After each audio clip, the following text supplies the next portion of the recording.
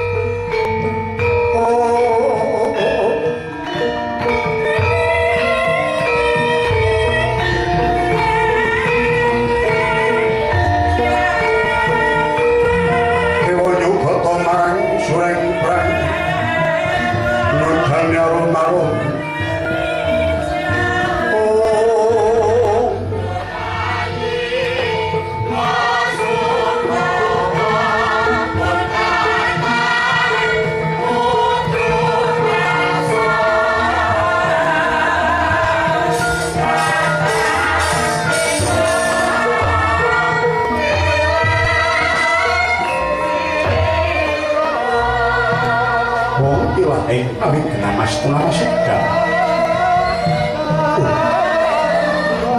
ini putra lunggir ojo banget sira kandhuan rasa sumelang samaran kuwatir Pertiwi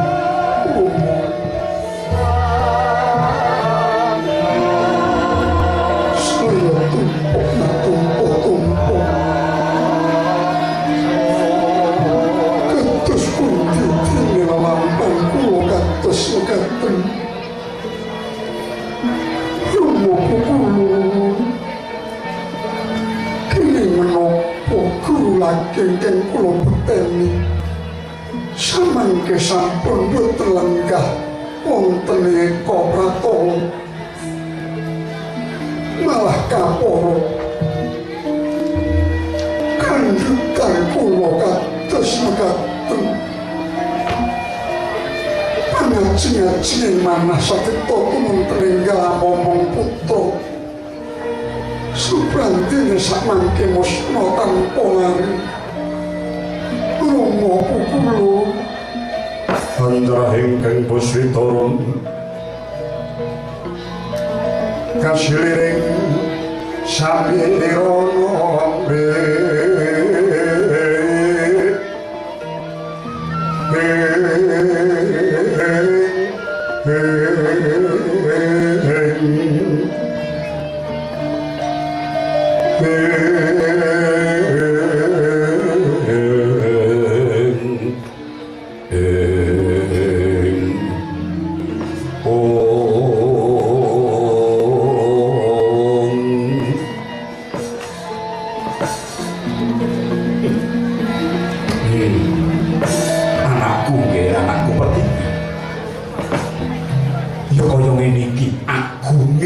yasa jagat ya kaya ngene iki keluhurane kang nyipta bumi sak isine niku yen to sira iku menungsa lumrah ingkang kesandangan kulit daging lan balung tegese sira iku dudu jawata tumraping wong wadon kang grebini mau yen umur sesaji diarani Eka Candra Mungkara Durga. Kedunungan ati kang murka Dwi Candra warna dadu yen umur 2 sasi abang ora putih ora. Tri Candra sasana buga kinarya titikan dadi lan orane Catur Candra Mungkara Buga. Panca Candra Sangkarna Sacandra Mungkara Rikma wis kesipatan rambut Sabta Candra Sungsang Bawana balik Hasta Candra aran Minggu tegese bayi meneng ngancik sangang sasi Nawa Candra dosa hari ces sangang sasi luwih 10 dina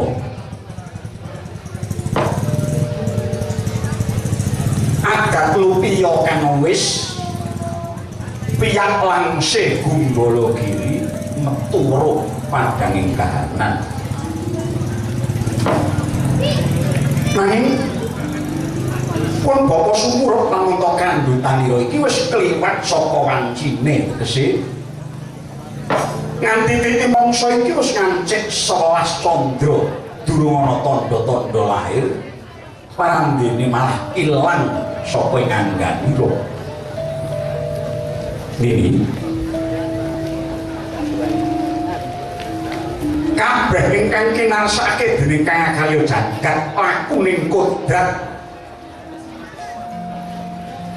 wis tinentokake suwiji-wiji dening kaparing ingkang maha wikan najan to pun bapa lan sira niku dewa nanging ora bakal kuwawa ngungkuli luhur adine lan panguwasane ingkang yasa bawana iki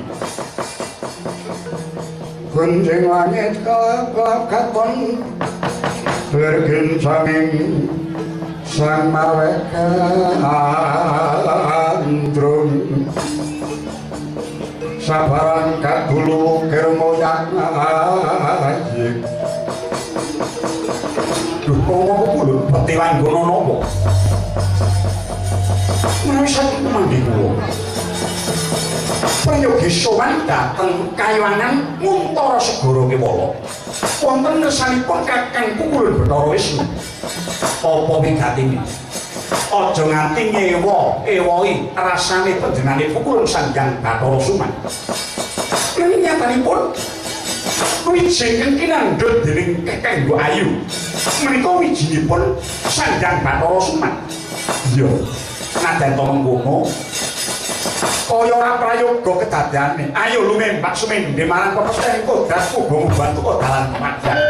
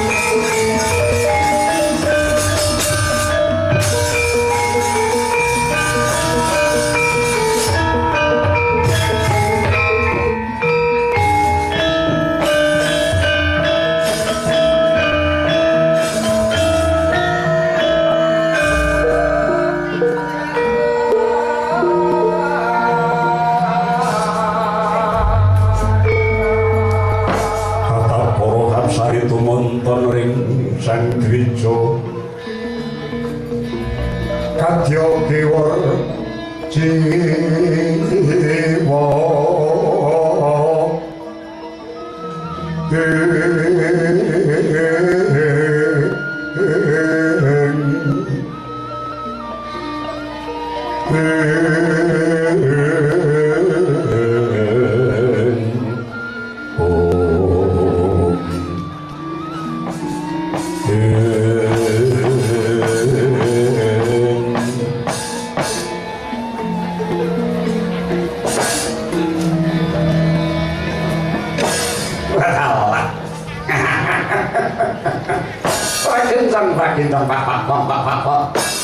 Balong warudayang ditegang uang kali cedhe sama singgawi. Entah sejabang ulun iki nganti gumun setahun jembleng serenteng. Ora liya. Anggon ulun mikirake kelawan jeneng kita. Ya dene ora enggal lair ning alam padang malah kepara lunga saka kanggutan ibumu Pertiwi. Ngerti ya? Lungamu iki saka nggo garba gawe gegering kayangan lan susahing wong tuamu. Mawa daya pengali bawa gara-gara ingkang sumundala ning antariksa. Apa karepmu jejabang? Duh, ulun. Rikala kula mampir wonten alaming gua garba, kula saged ngaosaken kawontenaning jagat sakmangke. Mindhak dinten boten saya tentrem, nanging ngawurahan risak ing kawontenan Brahma corak miwah budaya watak nista ringkeh tata jiwaning manungsa. Sedaya sami pamer kawibawan jur-juran kesugihan ingkang dipunagem namung kukuming wana gung sinten ingkang giyat inggih menika ingkang mimpang. Mila kados rumaos miris manah kula menawi badhe ngadepi kawontenaning gesang ing alam sakmenika. Mila tunten kula daya-daya oncat saking guwa garbanipun Kanjeng Ibu Betari Pertiwi ing pangangkat. Kula namung kepengin migatosaken langkung rumiyin kawontenaning jagat menika ulun. Mila kula nyuwun pangapunten dhateng Jawata mbok menawi wonten sisiping lampah kula ulun. Lha ta? Yen ora sira bakal nyalai lakune kodrat, kowe wis saguh gatra menungsa ana ing kandhutan tegese kowe wis saguh dilairake. Ngerti ya? Pancen gelem ora gelem sing jeneng menungsa mono kudu budidaya nanggem perkarane urip. Upami dipun gawe milih tinimbang kula gesang dados menungsa, lho wong kula gesang dados dewa kemawon. Kodratmu dadi menungsa ora dadi dewa. Sing dadi dewa ki aku dudu kowe. Ora pilih dadi dewa sebabe apa? Dados menungsa kedah kangginan bejo.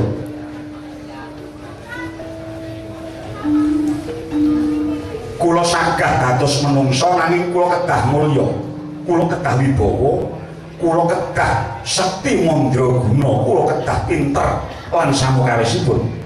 Ulun ginanipun menapa kula kesesa linairaken wonten ing alam padang menawi dereng jangkep pirantos kula ulun. Nyata laruta sang kayodha sang guru kula yen panutursa sang Sri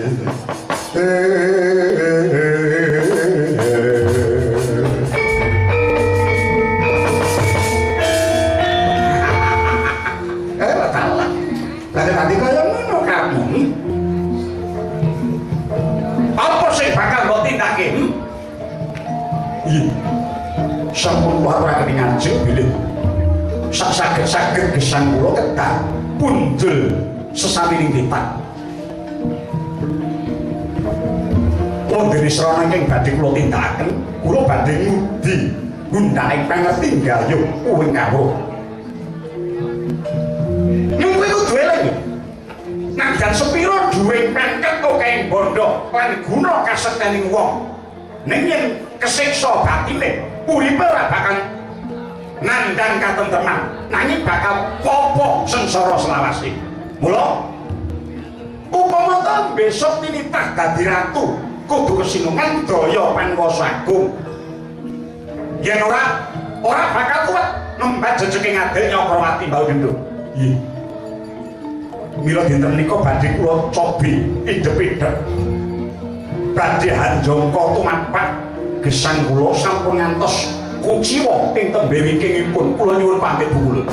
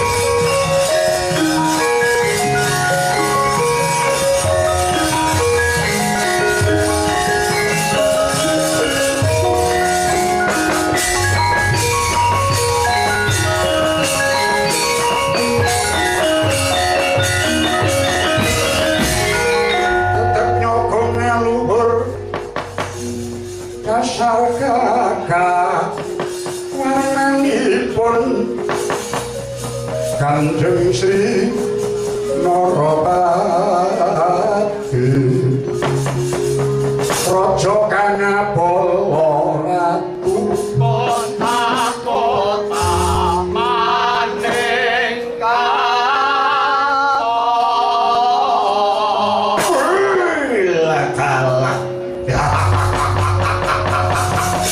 Iya pandhaku ya tonyaku. Wong culik mari to. Kula wonten pengetikan ing adamu sinuwun. Syukur kowe wis tangi nggonmu ndekok. Meninge sampun kula kenyetan menawi kala wau mboten kula gongi.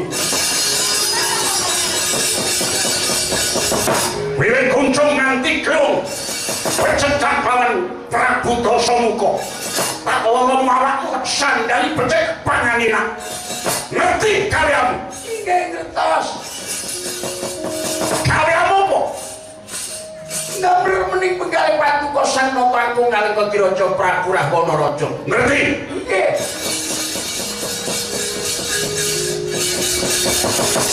Gegedhok samaraja ing jagat tanpa timbang.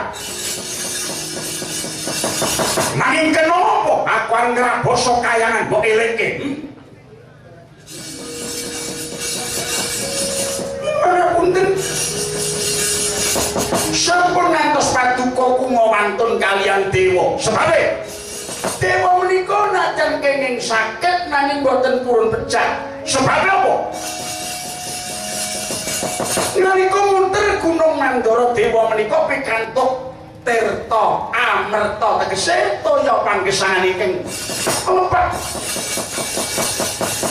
saking pepecah mila Paduka Sinuwun sampun ngantos kekampil karsa kepengin nyerang dhateng kayangan Jonggring Salo Ing donya itu ora terus dewa sing kampen aja meneh dewa kayangan carine ana sing kandha sing bisa gawe jagat iki Dasamuka ora bakal wedi.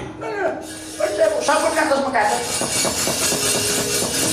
mun sewu Paduka menika najan gegedhok nanging tasih kenging pecah Carane ora bisa mati. caranipun wonten najan menika boten langgeng namung Paduka badhe daya kinawasa luput saking pepecah menawi Paduka saged kekajuan Aji Pancasuna. Pancasuna kuwi apa? Panca menika gangsal suna niku segawon.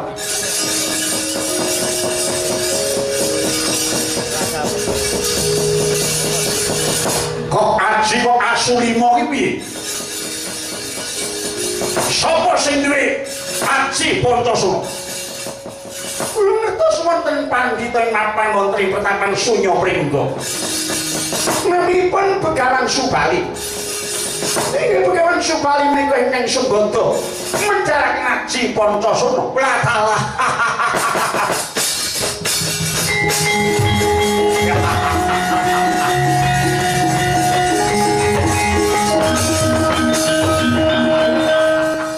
Pinter tenan, buta cakil lelek. Tujune kowe kandha. Ana sing jeneng Subali bisa medharake Aji Pancasuna dayane.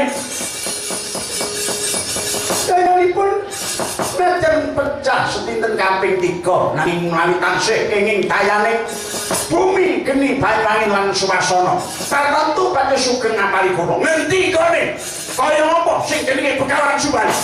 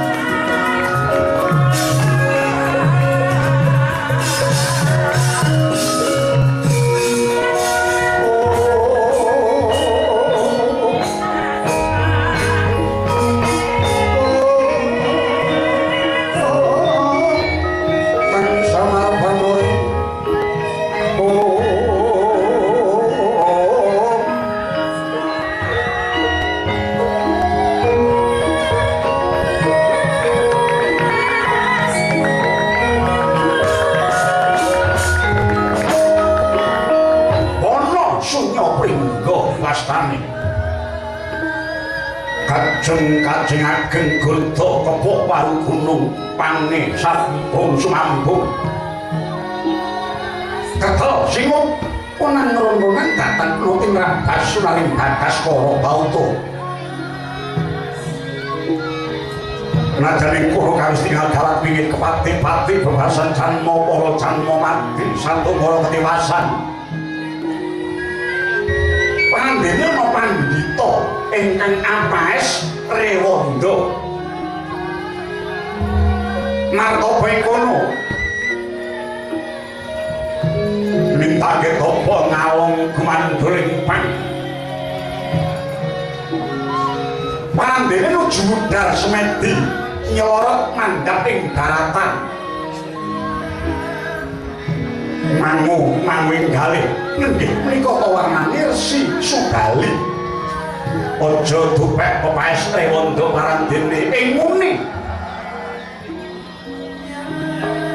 atmajaning pandhita ing Gunung Tunon nggih atmajaning Resi Gutama wujud bagus lanang labete siku dayaning cupungane Astabina temadya mangkono kula diwut-diwut parandene kasekene angluwi labet Pustinungku dening Tapa Bratane Bauta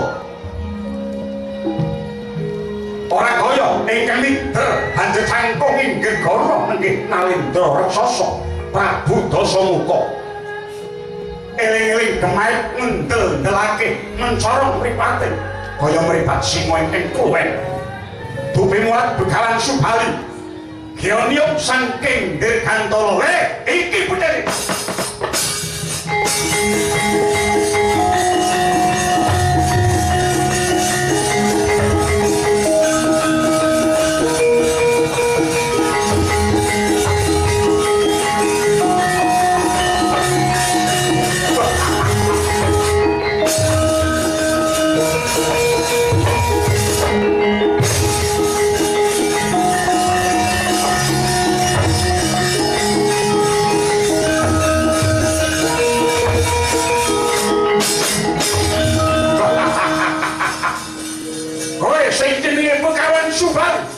Lho, kowe sapa? Ratu Ewengko, Prabu Dasamuka ya Prabu Rawana.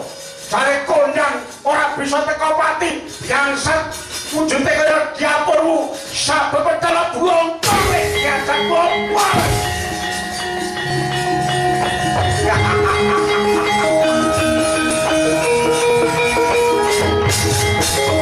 Ya mutiar.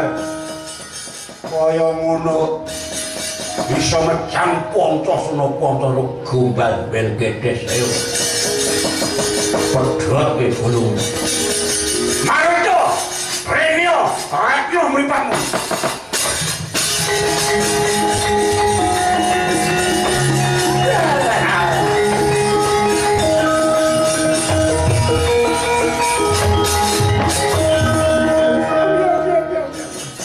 pedhot kulune getihe musar deleng kaya ngono kok jarene kon mejang Dasamuka diapuri monyet nyatane nih kasetene mongso ngungklono Dasamuka ayo saiki bedah kayangan ampun rumiyin ampun mung katut bedah men gampil sing mikir iki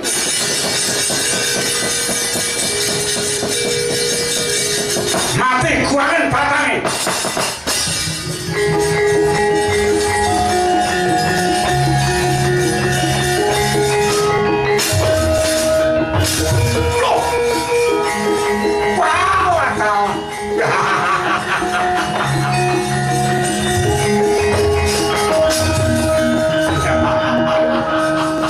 wah bisa urip apa tumon gulu wis kemlundung lemah sirahe lah kok dadi bisa urip meneh ngandel napa mboten bean ya turi kok sedih tenan niku boten kena dibaen-baen niku kethek cukurane anyar opat Mburi blangkon kita resik. Lanuh wani ganggu gawe. Kowe Prabu Dasamuka ya Prabu Rawana. Aku Marica alias Gayus.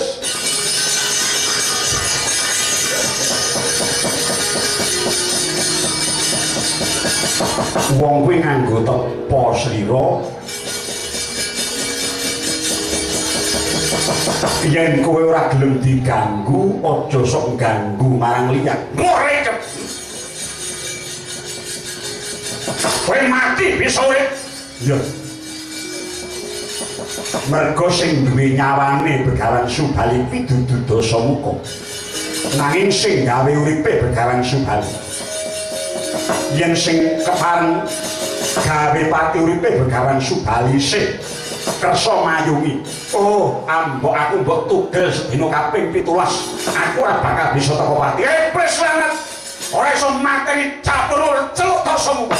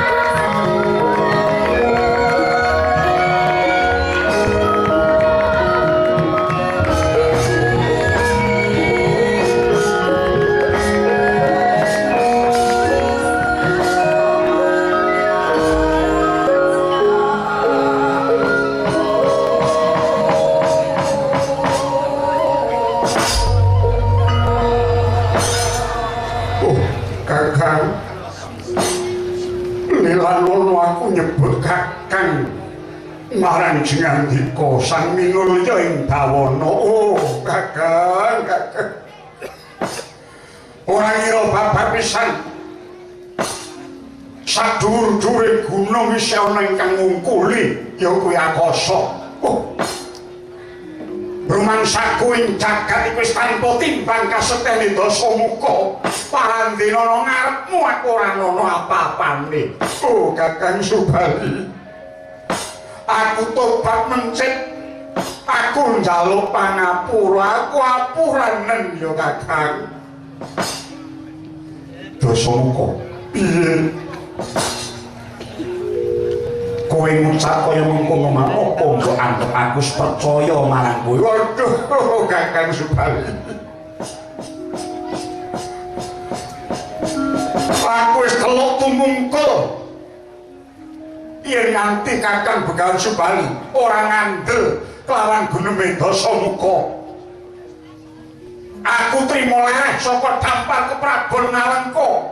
Kabeh tak aturake Kakang Begawan Subali. Nek perlu nyawane Dasamuka sing meneng ya mung Kakang Begawan Subali.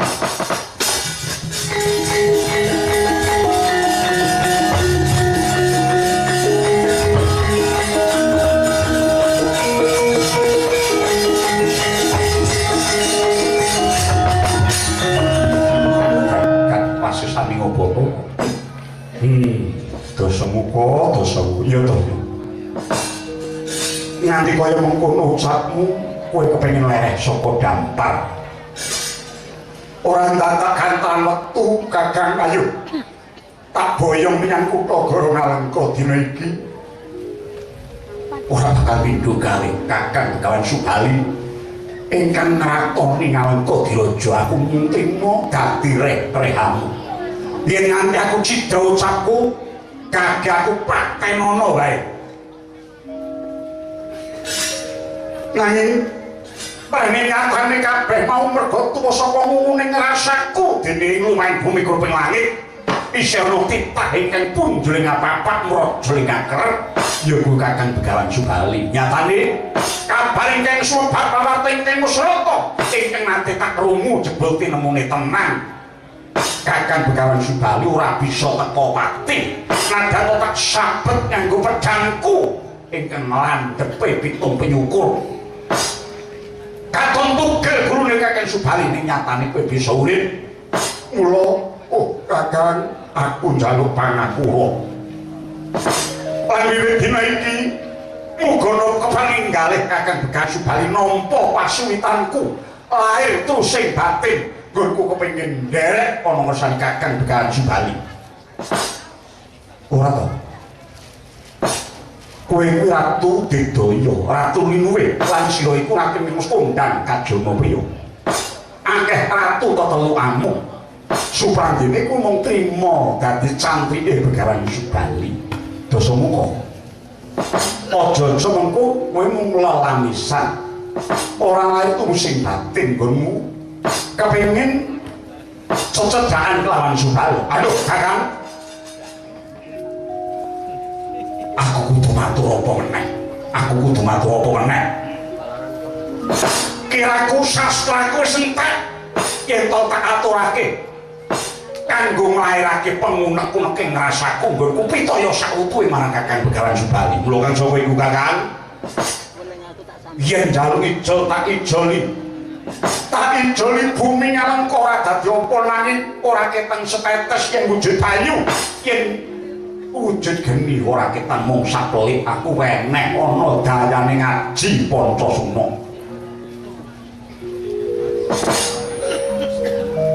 Arep mbok nggo apa dosamuka? Lho, Kakang. Aja dianggep yen aku mengko duwe ngaji Pancasuna banjur sumongas sesongaran babar pisan ora. Yen to nanti mengko Kakang Begawan Subali manoni sausahku duwe ngaji Pancasuna banjur aku tuminta sagelengku dhewe. Muga-muga aku dikebat dewaning Antaka. Yen lungsuh ora bisa mateni dasamuka samengko wis kagaduan aji Pancasuna. Mengko sing gawe jagat suwunen supaya banjut dasamuka nganti dawa umure. Yen tetep mengkono saiki aku spitaya sautuhe. Ya dasamuka. Mong bae. Yen to titi mangsa iki aku maringake aji Pancasuna, uripmu sakutuhe bakal tak kendhaleni saka kaduan. Iya, aku pasrah marang gengingning ciptamu dasamuka. Nambang tak ngara mundur sawadyane. Wah, ing kono to wae.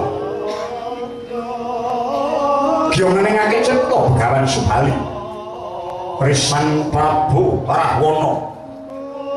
Mesti kaheningan ingkang cinipta dening pamudya. Muhung aji Pancasuna. Nyata aji Pancasuna jalane Teguh Dedaya yen ing jagat isih ana segawon ora bakal dadi layon. Yen sono isih jengkong cahyane dasamuka tetep mencara. Bapak Ungkawa lir kilayu naga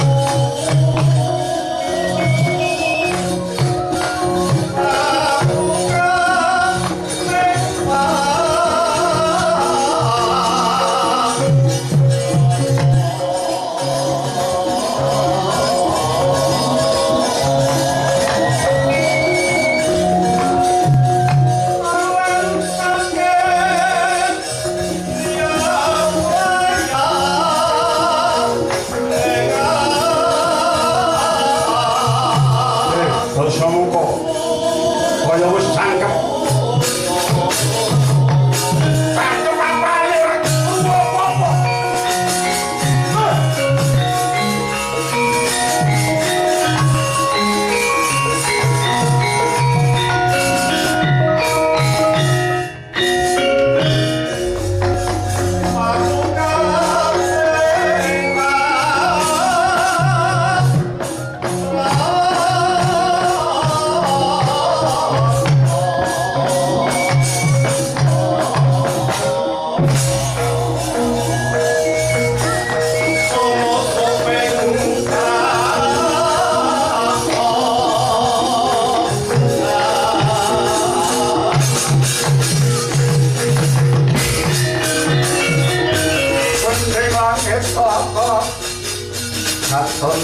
Sintangin alit Bapak kabulu bermoyang malit Yang sadewek dari ngapusi Dasamuka. Musik apa musik? Bapak pisan saklimah kaya ora krungu to, Bung. Sing goblok kuwi dulune nganggo jatining pramono ya pramono jati sing metu saka kupingmu mau apa wadah.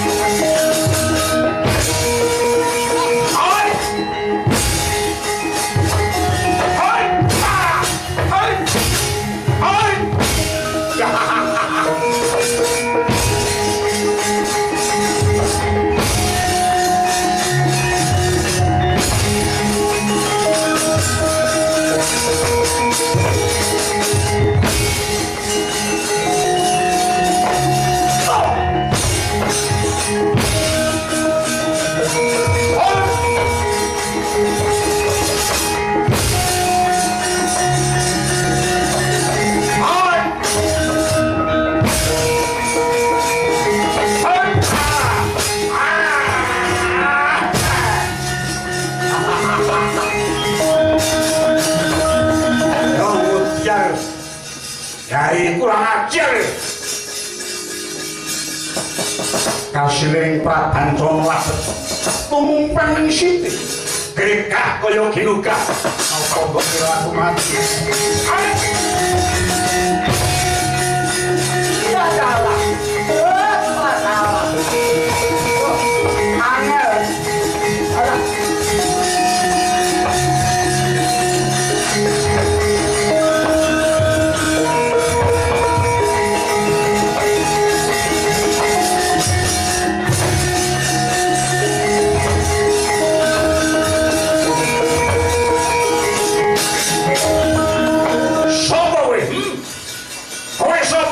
Ora susah perlu kowe ndatak takonan. Tak jaluk Aji Pancasona nyobaken.